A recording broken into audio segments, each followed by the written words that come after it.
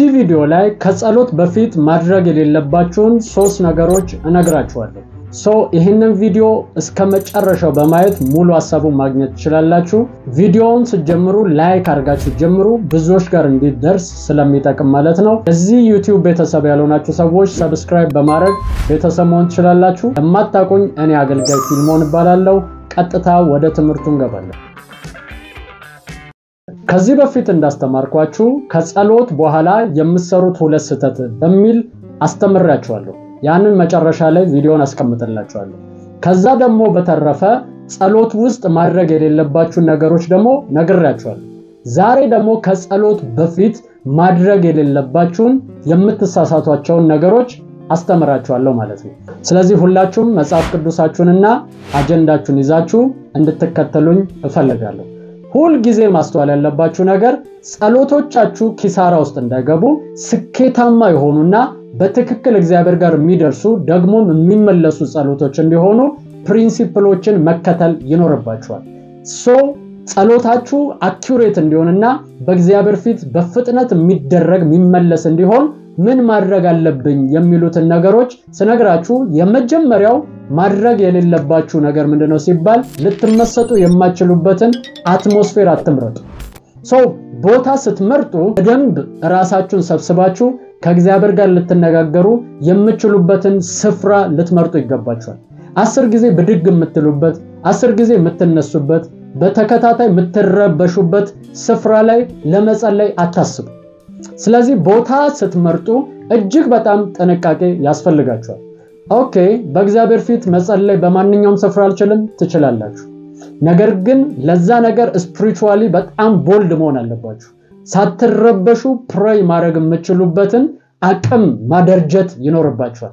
አንዳንድ ሰዎች ድንገት እያወራችሁ እንኳን እርስ በርስ ድንገት ሐሳባቸው በሆነች ነገር ይሰረቅ፣ በትንሽዬ ነገር ሐሳባቸው ይሄዳል። ከናንተ ጋር ፊት ለፊት እንኳን ከሚያዩ ሰው ጋር በዚህ መጠን ኮንሰንትሬት ማድረግ ካልቻሉ የማታዩትን እግዚአብሔርን ደግሞ ስታናግሩ እንዴት ያንን ሐሳባችሁን እንዴት ኮንትሮል ለማድረግ ከባድ እንደሆነ ታውቃላችሁ። ስለዚህ የምትመርጡት ስፍራ ላይ ሁካታ ያልበዛበት በትክክል ኮንሰንትሬት አድርጋችሁ ለረጅም ሰዓት የምትጸልዩበትን ስፍራ ምረጡ። ለምሳሌ ቸርች ሊሆን ይችላል። እዛ የጸሎት ፕሌስ ስለሆነ ረብሻ አይኖርም። ስለዚህ ጸጥ ያለ ፕሌስ ስለሆነ በዛ ስፍራ ላይ ለመጸለይ አቅም ታገኛላችሁ፣ ይመቻችኋል፣ ደግሞ ትመሰጣላችሁ። ስለዚህ በእንደዛ አይነት ስፍራ ላይ መጸለይን ተለማመዱ። መጽሐፍ ቅዱስ ላይ አይታችሁ ከሆነ የእግዚአብሔር ሰዎች ሲጸልዩ የነበረባቸው ስፍራዎች በጣም ጸጥታ የበዛባቸውና ኮንሰንትሬት ሊያደርጉበት የሚችሉት ነው። ለምሳሌ አንዱ ተራራ ነው። ተራራ ላይ ጸጥ ያለ አትሞስፌር ነው ያለው። ስለዚህ እዛ ፕሌስ ላይ ለመጸለይና ኮንሰንትሬት ለማድረግ በጣም ይመቻል። አይታችሁ ከሆነ ደግሞ ዮሐንስ ሐዋርያው ዮሐንስ በፍጥሞ ደሴት ላይ ነበር የተቀመጠው። ጸጥ ያለ ፕሌስና ዝም ያለ ስፍራ ላይ ነበር። በዛ ሰዓት ነው በመንፈስ ለመሆን ምቹ የሆነ አትሞስፌር ነበር። ስለዚህ በመንፈስ ነበር ዮሐንስ። ስለዚህ በመንፈስ መሆን የምትችሉባቸው የማትረበሹባቸው ስፍራዎችን መምረጣችሁን አስተውሉ። እነ ጴጥሮስ ቤተ መቅደስ ሄዱ ነበር። እነ ጳውሎስ ቤተ መቅደስ ሄዱ ነበር። የሚገርማችሁ ነገር ሲጸልዩ ሲፈልጉ ሰገነት ላይ ወጡ ነበር። ከፍታ ቦታ ላይ ይቀመጡ ነበር። ለምን ካላችሁኝ አንደኛ ኮንሰንትሬት ለማድረግ ዝም ያለና የሚመች አትሞስፌር ስለሆነ ማለት ነው። ስለዚህ ይህንን ነገር እጅግ በጣም ከጸሎት በፊት ማድረግ ይኖርባችኋል። ካልሆነ ግን ዲስትራክትድ ትሆናላችሁ፣ የምትጸልዩት ጸሎት ይከስራል ማለት ነው። ልባችሁና ሐሳባችሁ ደግሞ አንድ ሆኖ የማትጸልዩት ጸሎት በእግዚአብሔር ፊት ተቀባይነትና መልስ አያገኝም። ቀጥሎ ደግሞ ላለመጸለይ ምክንያት መደርደር። አብዛኞቻችን ሰዎች ላለመጸለይ እጅግ ብዙ ምክንያቶች አሉ። ጸሎት ሰዓታችሁ ሲደርስ ላለመጸለይ ብዙ ምክንያቶችን አይምሯችሁ ያመጣላችኋል። ስለዚህ እነዛን ምክንያቶች ደግሞ አሳማኝ ለማድረግ ትጠራላችሁ ለራሳችሁ። ለምሳሌ ስራ ውላችሁ ከሆነ የገባችሁት ደክሞኛል፣ እግዚአብሔር እኮ ይረዳኛል፣ በጣም ድካም ላይ ነኝ ትላላችሁ።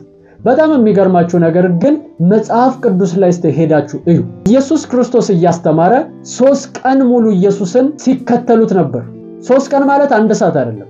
3 ቀን ሙሉ ሳይበሉ ሳይጠጡ ሊሸኛቸው ሲል እንደውም የሚበሉት ነገር የላቸውም። አረ በቃ በጊዜ እናሰናብታቸዋል። በጣም የሚገርማችሁ ነገር ኢየሱስ ክርስቶስ ግን የሚበሉትን ሰጣቸው። 3 ቀን ሙሉ እየተጓዙ ነበር አብረውት እየተማሩ ከሱ እነዚህ ሰዎች ስራ አላቸው የሚኖሩበት የሚተዳደሩበት የራሳቸው ነገር አለ የላይፍ አካሄድ ቢዝነስ የሚበሉት ነገር ግዴታ ያስፈልጋቸዋል ስለዚህ የሚሰሩ ሰራተኛ የነበሩ ሰዎች ናቸው እነ ጴጥሮስን እንኳን ሲጠራቸው ትዝም ይላችሁ ከሆነ ከአሳ አጥማጅነት ከቢዝነስ ማዕከላቸው ነው ሁሉንም የጠራቸው ስለዚህ ኦሬዲ ቢዝነስ የነበራቸው ቢዝነስ ያላቸው ሰዎች ናቸው ግን መንፈሳዊ ነገር ከኢየሱስ ጋር ለመኖር ግን ምንም ምክንያት አይፈጥሩም ነበር እኛኮ በጣም እናስቃለን ምክንያቶቻችን በጣም ተራ የሚባሉ ናቸው ደክሞኛል ስራውዬን የመጣሁት እንዲሆኛለሁ ኖ በመንፈስ ቅዱስ የተቃጠሉ በመንፈስ ቅዱስ እሳት የነደዱ ሰዎች እውነቴን ነው መላችሁ ደክሞኛል ይያሉ በጥቃቀን ነገር ሰበብ ያበዙ ማንነታቸውን ሁሉ ለእግዚአብሔር ለመስጠት ዝግጁ ናቸው ታላላቅ የእግዚአብሔር ሰዎች አሉ 75 ዓመቱ የሆነ አንድ ታላቅ የእግዚአብሔር ሰው አለ በዚህ እድሜው ትልልቅ ድርጅቶች አሉት በጣም ብዙ ቢዝነሶችን ማኔጅ ያደርጋል የሚተኛው ግን 2 ሰዓት ብቻ ምን ያያረገ እየጸለየ በእግዚአብሔር ፊት ጊዜ ያሳለፈ እድሜው ራሱ እጅግ በጣም ከባድ ነው ላለመተኛ ነገር ግን ያ ሰው ዋጋ ከፍሎ እግዚአብሔርን ለማግኘት ያለውን ሁሉ ነገር ይሰጣል ለምን ሲባል ያለውን ነገር ሁሉ ፕሮቴክት የሚያደርገው ከእግዚአብሔር ጋር ባለው ፌሎሺፕ እንደሆነ ያውቃል በህይወታችሁ ላይ ያላችሁ ነገር ሁሉ ፕሮቴክት እንዲደረግ ደክሞኛል አይደለም ለእግዚአብሔር ከዛ ነገር በላይ ጊዜ መስጠት አለባችሁ ራሳችሁን እስቲ አስተውሉ ቲክቶክ ለመጠቀም እጅግ በጣም ብርቱ ናችሁ የተለያየ ነገር ለማድረግ በጣም ብርቱ ናችሁ ከስራ መልስ ነገር ግን ለመጸለይ ሰበብ ታበዛላችሁ እግዚአብሔር እንደዚህ አይነት ሰውን ለትልቅ ነገር ለመጠቀም እጅግ በጣም ይከብደዋል ስለዚህ ለእግዚአብሔር የተሰጣችሁ በምንም ሰበብ ማትያዙ ቆራጥና ጨካኝ ሰዎች ልትሆኑ ያስፈልጋችኋል ሰበብ አታብዙ ላለመጸለይ ምክንያት አትደርድሩ ልጅ አለኝ አትበሉ ሁሉም ልጅ ነበር ግን እጅግ በጣም የጸሎት ሰዎች የሆኑ ሰዎች አሉ ልጅ ይያላችሁ እንደናንተ ስራ እየሰሩ በጣም ስራ እየሰራ ከባድ የሆነ የጸሎት ላይፍ ያለውና ስራ እየሰራ ደካማ የጸሎት ላይፍ ያለው ፐርሰን ምክንያታቸው ስራ መስራታቸው አይደለም ውስጣቸው ላይ ያለው ለጌታ ያላቸው መቃጠል ስለዚህ በህይወታችሁ ላይ ለጌታ የተቃጠላችሁና መንፈስ ቅዱስን የምታፈቅሩ ከሆናችሁ እውነቴን ነው መላችሁ በምንም አይነት ምክንያት እግዚአብሔርን ከማነጋገር ልትገደቡና ልትቆሟችሁ ስለዚህ ይሄንን ሰበባችሁን ከጸሎት በፊት አስወግዱ ካልሆነ ግን እየጸለያችሁ ብድግ ትላላችሁ ትነሳላችሁ ብዙ ምክንያት ይዛችሁ ምትንበረከኩ ከሆነ ለመነሳት በጣም ትልቅ እድል አላችሁ ስለዚህ ይሄንን ነገር ልታቆሙ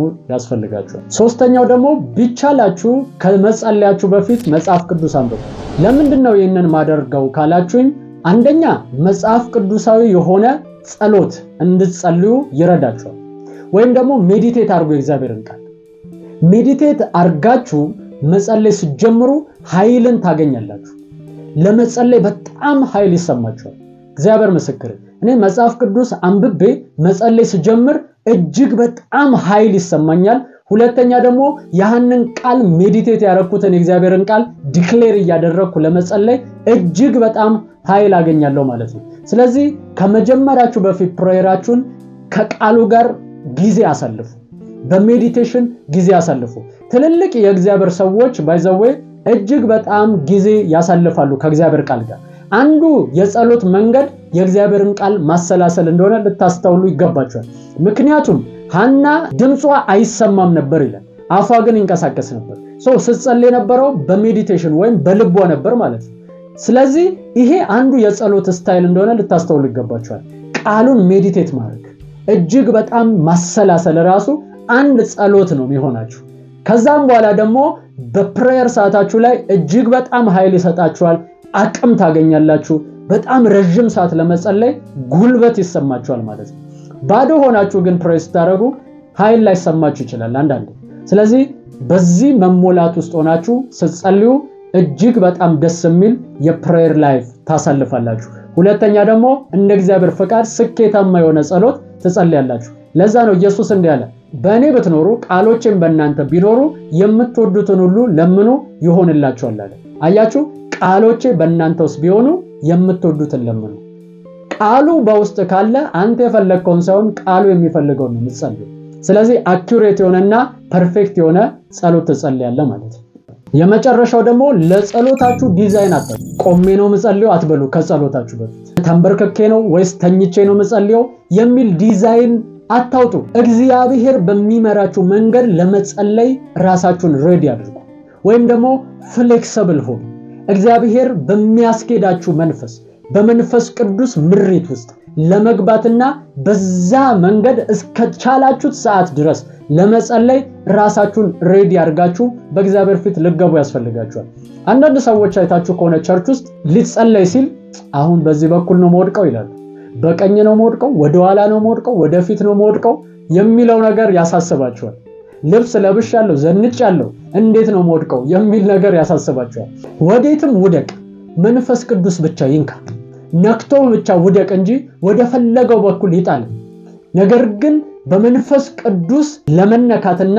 ተች ለመደረግ ዝግጁ መሆን አለባችሁ ባትወድቁም ብትወድቁም መንፈስ ቅዱስ ብቻ ያገኛችሁ ያንን ዲዛይን አታውጣ ለጸልይም ስትል እንዲያልኩ ነው ወይ መጸልየው በዚህ መንገድ ነው ወይ መጸልየው የጸሎት ቃላቶችን ለማሳመር በዛ ጉዳይ ላይ አትጨነቅ ከአባተ ጋር ከናተ ጋር ለማውራት እኮ አትጨነቅ ቀጥታ ፊት ለፊት ታወራለህ ለማሳመር ቃላቶችን አታስብ እነሆ ዘንድ ምናምን ስላልክ አይደለም በእግዚአብሔር ፊት የምትሰማ በልብ ውስጥ ያለው ለእግዚአብሔር ያለ ልብ ነው እንድትሰማ የሚያደርግ ስለዚህ በእነዚህ ነገሮች ዲዛይን በማውጣት ጊዜህን ልታባክን አይገባም ለእግዚአብሔር ማንነትን ልብን አዘጋጅተ እግዚአብሔር በወደደው መንገድ ለመጸለይና እግዚአብሔር በመራህ መንገድ ለመጸለይ ራስን መስጠት ያስፈልጋል አንድ ቀን እጅግ በጣም ደክሞኝ ወደ ቤት ለመተኛት እየሮጥኩ ሲሄድ የእግዚአብሔር ድምጽ መጣና ዛሬ አዳር ተጸልያለህ እንዴት እንደደከመኝ ልነግራችሁ አልችልም ከዛ እንቢ አላልኩም እሺ ብዬ ነው ቀጥታ ወደ ቸርች ገባው